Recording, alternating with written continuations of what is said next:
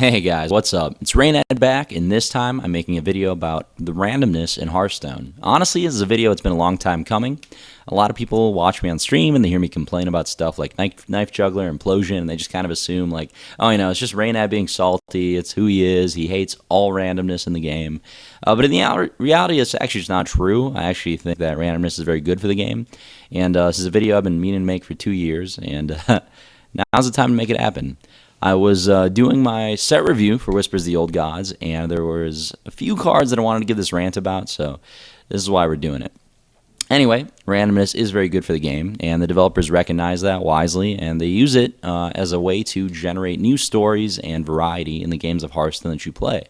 Unlike other card games like Magic that has random resources that you draw out of your deck, in Hearthstone you get very consistent mana. So the game kind of runs the risk of having every single game feel the same. If every single game of like Druid versus Paladin played out the exact same way, it just wouldn't be as fun to play. So randomness is what is thrown in there to kind of spice things up, create some variety in the way that the game plays out and create stories, which is a very good thing for the game. I do think that while RNG is good for the game overall, there's definitely a difference between good RNG and bad RNG, and I kind of want to describe some cards that I think do it the right way and some cards that do it the wrong way, and how this will affect the new metagame and Whispers of the Old Gods a bit. So essentially, the difference between good and bad RNG, in my opinion, or the best way to understand what the difference is between good and bad RNG, is to understand how combat works in card games. So in a game like Magic, for example, you just attack with your dudes, and then the defender gets to decide what minion trades with what minion, because the defender assigns blockers. Now Hearthstone works the opposite way, where the person attacking decides what minion attacks what minion. So the person attacking has the advantage because you decide what trades into what. If they have like a 4-3 and you have a 3-1, that's a trade that you want to have happen. You want to trade your weaker minion for their bigger one, and that's a trade they want to avoid. And as the aggressor, you're going to have an advantage in Hearthstone. So why does that matter with RNG? Well, it basically means that the nature of the game is a lot more snowbally based on who has control of the board early, and because of that, the RNG that affects the board early has a significant, massive outcome on the outcome of the game. So that's kind of the issue. It has a big influence on the outcome of the game.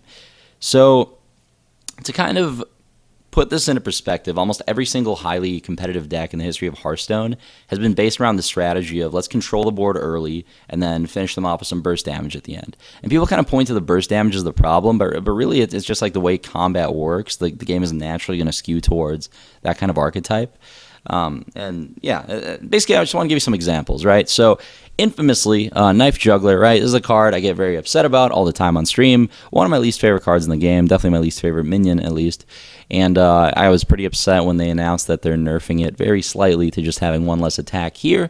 I went on a huge Twitter rant, said a lot of spiteful things, and I was just like mad at the world. And as I was doing the Whispers of the Old Gods set review, I realized that Knife Juggler is not really the only culprit of this kind of RNG. He just happens to be one of the most common ones because he's broken relative to the other cards, which are only in niche archetypes. He's neutral, he's 2 mana, like he's just in more decks, so you get more chances to complain about him.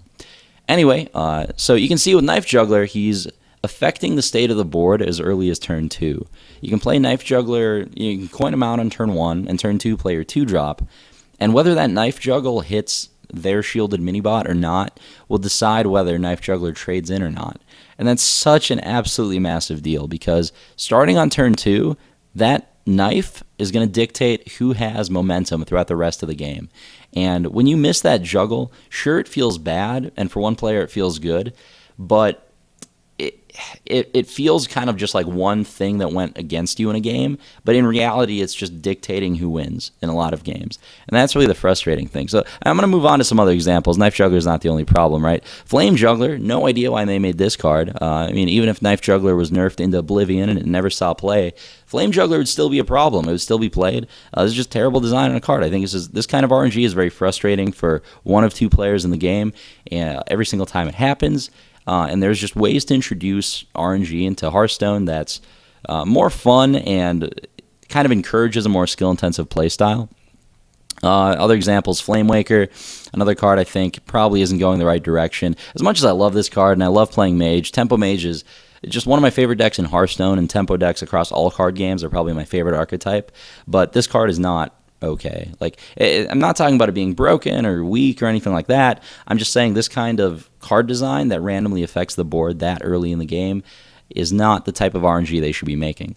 Now, for example, RNG that happens much later in the game on a card like Brawl or Ragnaros, it still affects the board very significantly, but those effects are very overcosted. They happen later in the game when the board states, the game's kind of had a chance to play out from both players. So I think that kind of RNG, while it still can be frustrating, like any other randomness, it's kind of going more the right direction. You know, like the expensive RNG is fine. Anyway, Arcane Missile, another example here, right? Like you play Arcane Missile turn 2, and if you kill their Knife Juggler, or if you kill their Shade of Naxxramas, purely based on a coin flip, it will dictate who wins that game because of the way that early game board control affects who wins games in Hearthstone. It's just how the game naturally plays out. So, Implosion, again, same thing. Frustrating design for many other reasons. Piloted Shredder, like all these cards have something in common in that most of the time they get played, somebody's upset. You know what I mean? So now I want to share some examples of good RNG that people complain about that I really think they shouldn't be. So like Shredder is a card people complain about a lot, right? A very similar card was revealed called Faceless Summoner in Mage, which is a dude and he summons another random dude.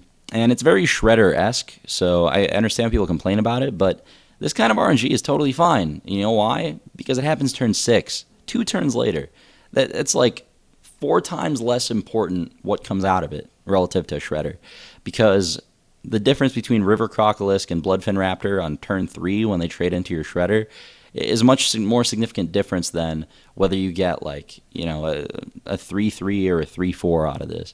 So sure, there are some niche circumstances where you get like King Mukla or like Injured Blade Master, and this can be insane. But like overall, it happens later in the game. You have time to actually have played the game at that point. You can deal with it. This kind of RNG, I think, is totally fine. An example of an early game minion that's random, that's a good design, in my opinion, is like Clockwork Gnome, right? This guy's not Flame Juggler. He's not Knife Juggler. He fulfills the role of making your game of Hearthstone feel different, right? Based on what spare part you got. It's skill intensive. You have to know the right time to use your spare part. You have to try to get maximum value out of this card that really doesn't do that much. But it is random, right? Every game with Clockwork Gnome is going to play out differently. And it just doesn't randomly affect whether your 2-drop lives or not. And that is why this is good design and the other one isn't. So the new set has some of this good design. It has Undercity Huckster, for example, right? 2-mana 2-drop fulfills that need of having your game be different every time, creates stories. Cards like this really create those highlight reels. Another good example is Spellslinger, actually. All right, we can remember like getting tracking off of this into Fireball and killing your opponent, like things like that. It's a card that creates memorable things, and it's the kind of RNG that has a big spread, but this is okay in my opinion, because it doesn't randomly affect the board, right? I know that my Despite or my True Silver Champion is going to kill this, and that's just so important because it doesn't let Spellslinger RNG just run away with the game starting turn 3. So these kinds of cards I think are perfectly fine, and they fulfill that role that Blizzard is trying to have RNG fulfill within Hearthstone, but overall they just do it in a healthier way than some of these other cards. And the new set's not perfect as much as I think Blizzard did a fantastic job with Whispers of the Old Gods. Wizards of the Old Gods. It's a fantastic set. I'm really looking forward to playing it. It's going to be the best thing that's ever happened to Hearthstone, right after Reynad. But Fiery Bat, right? This card. Why? Anyway, that's kind of how I feel about it. I think developers are definitely getting better at designing cards for Hearthstone, but we still have stuff like this happening, which in my opinion is not the correct use of RNG. This could have been a 1-mana beast that did a lot of different things, did not have to randomly decide what lives and what dies on the board. I don't think it's good design. I think it's just unhealthy for the game, and I think that if they did a better job of not even nerfing these cards, because I don't think Blizzard will really revisit stuff, and for good reason. You don't want to be changing cards in Hearthstone too often. But when they make new sets, when new sets when old sets get rotated out, new sets come in. I hope that cards like this won't be in the game as much, and cards like Flame Juggler, like Grand Tournament's a recent set. We shouldn't be making design like this in 2016. Like, if this card sees competitive play in every aggro deck, it's just going to continue making competitive Hearthstone, like, it's just going to make people skeptical of it, and that's not good for the game. It's not good for the esports. It's not good for the viewership. Like, the game does have a high skill cap. There's a lot of skill involved in Hearthstone, but cards like this at a high level, just a Knife Juggler, an Implosion, they just make it kind of meaningless in too many games, in my opinion. So anyway, this is the reason I complain about some RNG cards, and the other ones, I still complain about them, just less often. And I hope that I kind of explained that to you guys in a way that made sense.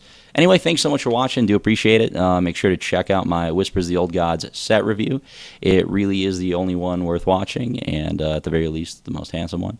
And yeah, check out tumpstrum.com for knowing what's actually good in the new metagame coming up with Whispers of the Old Gods.